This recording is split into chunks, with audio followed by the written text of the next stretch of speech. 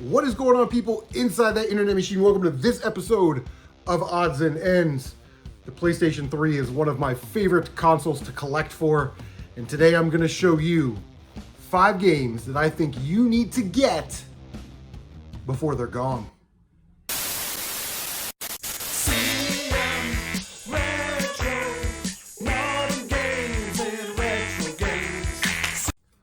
So if you haven't noticed, 7th generation games are starting to take off a little bit in price. All right, so just sort of that disclaimer, my hidden gems, I'm not showing you the rare and expensive games that you need to get for your collection. There's thousands of videos like that on YouTube. My goal is to show you really good games that you're gonna wanna get in your collection because they're just awesome games and they're still affordable. So you might see these at your local store, maybe you see it at the flea market or thrift store or on Facebook Marketplace or something like that. And these games are definitely really fun. They're still relatively affordable. A lot of these are cross-platform games, so maybe you only collect for Switch or maybe you collect for the Xbox 360. You can get some of these games on that console. So I'm not trying to discriminate against consoles. You know, we're talking about PS3, but just keep in mind that some of these games are multi-plat games. So in the event that you only collect 360 or you just really love 360, you'd rather have these games on 360, you can definitely do that. So here we go. Now, I didn't want to include these games on the list, but I did want to talk about them. The PlayStation 3 has a bunch of these collections type games. And while some of them are expensive, you know, Ratchet and Clank, Sly Cooper, the Disgaea trilogy, God of War is starting to get up there. There are a lot of these compilation discs that I think are really good and they're still affordable. So we have the Silent Hill HD collection, still about 25 bucks, and you get Silent Hill 2 and 3. So if you were to try and buy those on, you know, PS2, it'd be really expensive. Here's one I definitely recommend. The Tomb Raider collection. It's got the Crystal Dynamics PS2 games updated.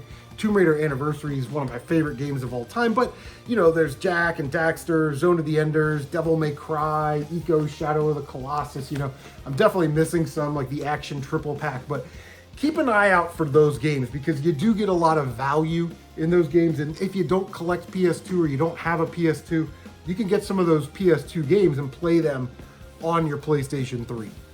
Let's just start. Let's start our list. Let's get into it. I'm excited. So we're starting off hot. I'm gonna catch a lot of heat for this in the comment section, and that's okay. This game got a lot of heat when it came out. Even one of the guys at Midway said, yeah, this game deserves all the bad reviews it's gonna get, but I still think it's worth having in your collection. It is Black Site Area 51. Now, Area 51 is not going to blow you away graphically. It's got a lot of those 6th generation sort of glitches and, you know, mapping problems in the 7th gen, which isn't desirable. But what it does really well is the controls. It is a first-person shooter, and I am not a big fan of the first-person shooters, you know. You like touch the stick and the reticle goes way off to the left or the right and it's hard to control. These controls are pretty much perfect. Story, nothing you haven't heard a million times. The guy was in Iraq and, you know, they discover this hidden base with mutated humans, and then some years later they have to fight off an alien invasion in Nevada. But what I will say is that it's, you know, like a 10 to 12 hour game.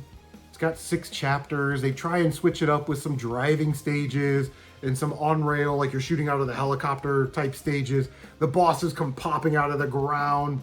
And it's just kind of fun to play, and at like 10 to 12 bucks, I definitely wouldn't pass up on Black Site Area 51.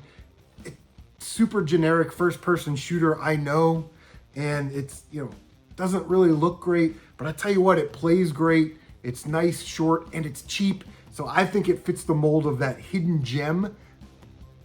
Black Site Area 51. Get it before it's gone. So the number 4 pick today, I wanted to pick a racing game, and I was having a tough time. Should we go with F1 Championship Edition?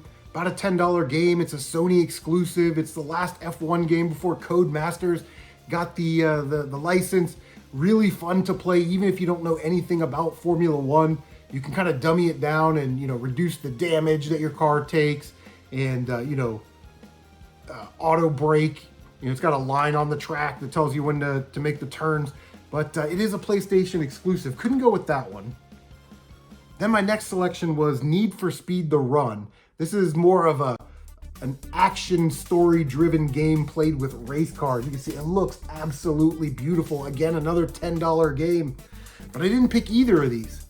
But some of you smart marks out there know that I just plugged 2 more games to get before they're gone. But when I'm looking at my racing games, there was one racing game that man, this game has to go on there. Is it getting foggy in here? Or is it getting blur-y?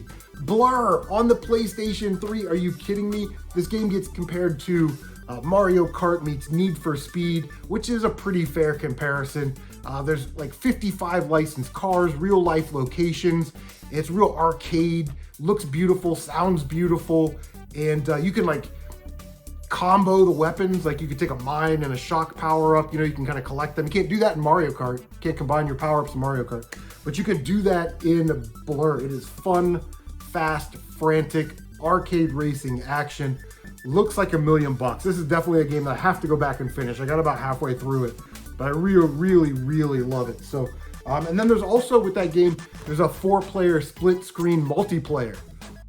That's some like 5th generation stuff right there. So this came out on, the 360 if you collect the 360, but Blur, make sure you get it before it's gone. Third pick today, had to dig deep into the oddball. What in the hell is this game?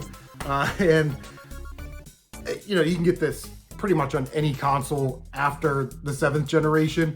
But on the PlayStation 3, I'm taking Catherine. It's an Atlas title. Now, Catherine is one of those games where it is kind of bizarre. It takes place over 7 or 8 days. There's this new love interest in your life, and her name is Catherine, but your girlfriend, who's really strict, her name is Catherine. The new love interest, she's kind of happy, bubbly, gleeful, fun, And at night, when you go to sleep, you have to ascend these towers. It's like a puzzle platformer. Very odd, but it's very interesting game, very interesting gameplay. And once you make it to the top of the tower and exit, then you sort of go to the next part of the story and wash, rinse, and repeat.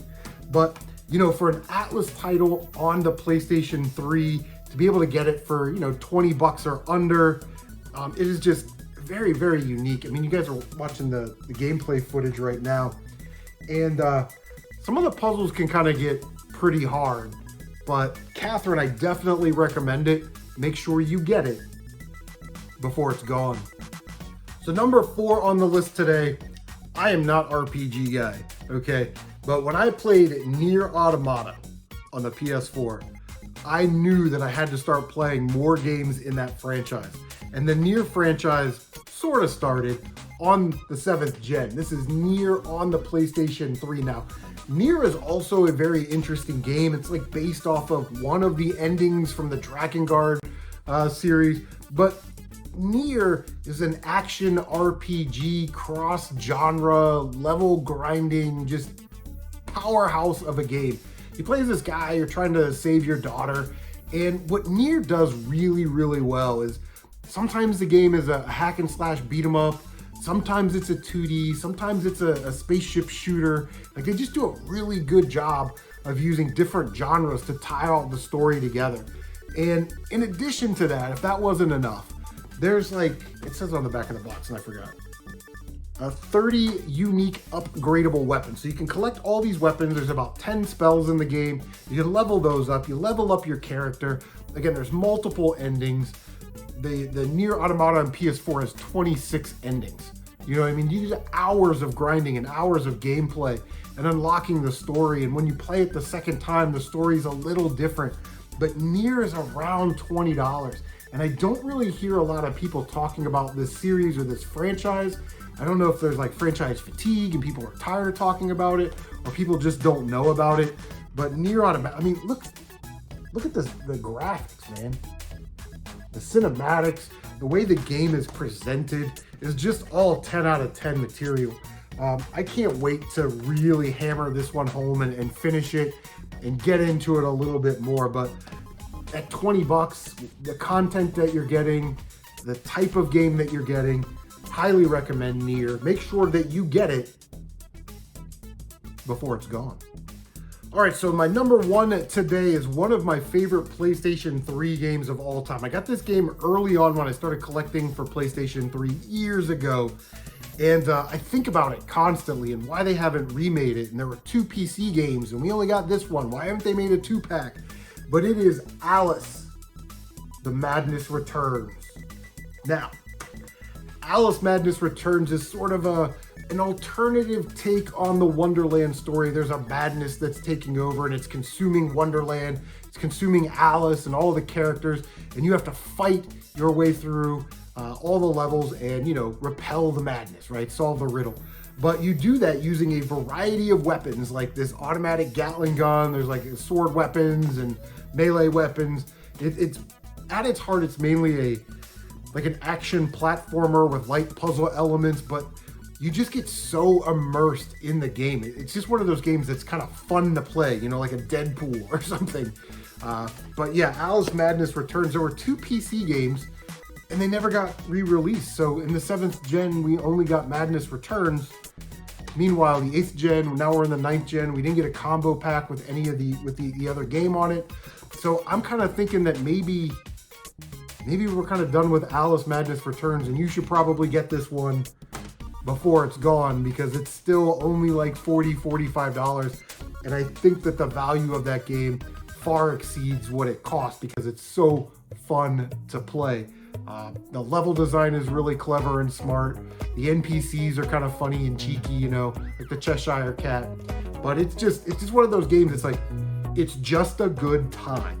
So Alice Madness Returns, get that game before it's gone. All right, guys, that is gonna do it. We covered a lot of PS3 ground today. Some of my recommendations, some of my favorite games. What are some of your favorite PlayStation 3 games? What are games that you recommend that people get before they are gone, before the supply has been sucked up by collectors and resellers and everyone else? Make sure you leave a comment down below.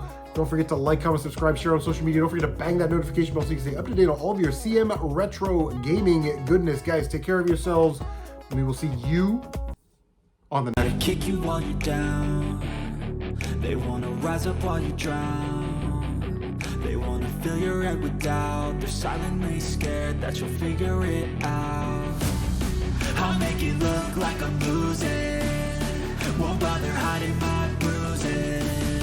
And when they finally think you're wounded, then it's your chance to be ruthless.